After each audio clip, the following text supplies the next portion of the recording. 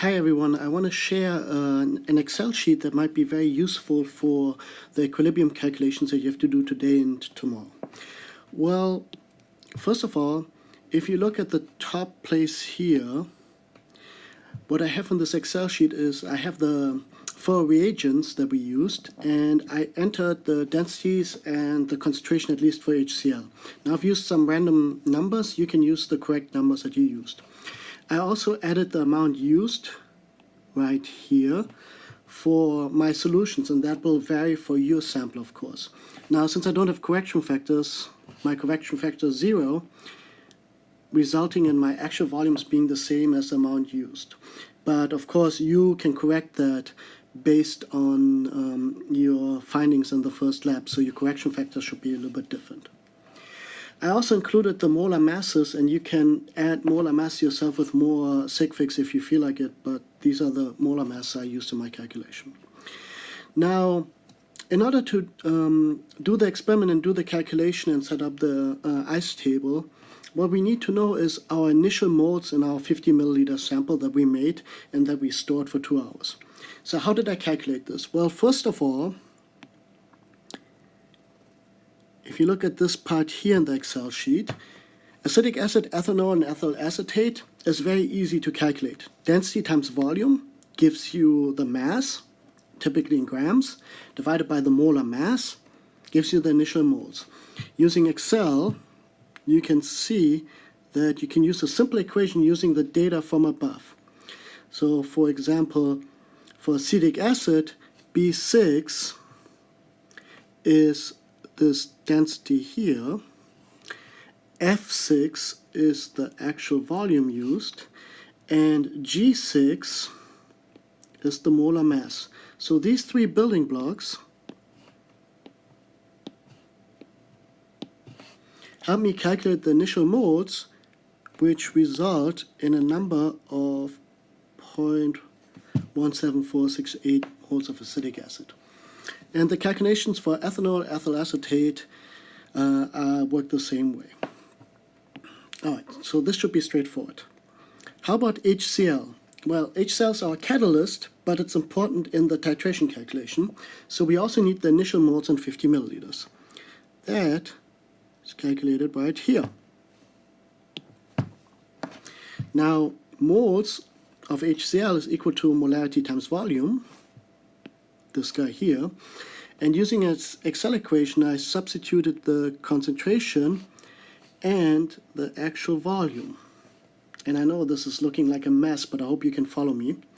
I substituted those two into the calculation, and of course, you have to divide by 1,000 because the volume is in milliliters, and molarity requires liters. That should give me my total moles of HCl. Now I got the total moles of acetic acid, ethanol, ethyl acetate, and my catalyst, the HCl. What is missing? The moles of water. The moles of water, though, is a little bit more complicated, and I just show you here the Excel equation, and once I'm done with this page here, I'm going to show you how I calculated this. But here's the general equation.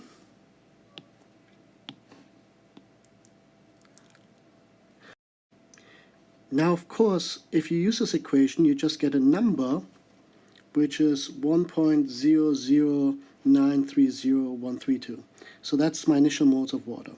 And again, I'll show you in a second how to do this. Of course, once you have that, it's not difficult to calculate QC. And QC is basically just the ratio of all the moles, these 3 guys, and the moles of water. So if I use those 4 numbers, you should be able to get the moles, you should be able to get the reaction quotient for the reaction. Now, of course, we're going to titrate, and if you want, you can already set up the, with Excel, you can set up the ice table.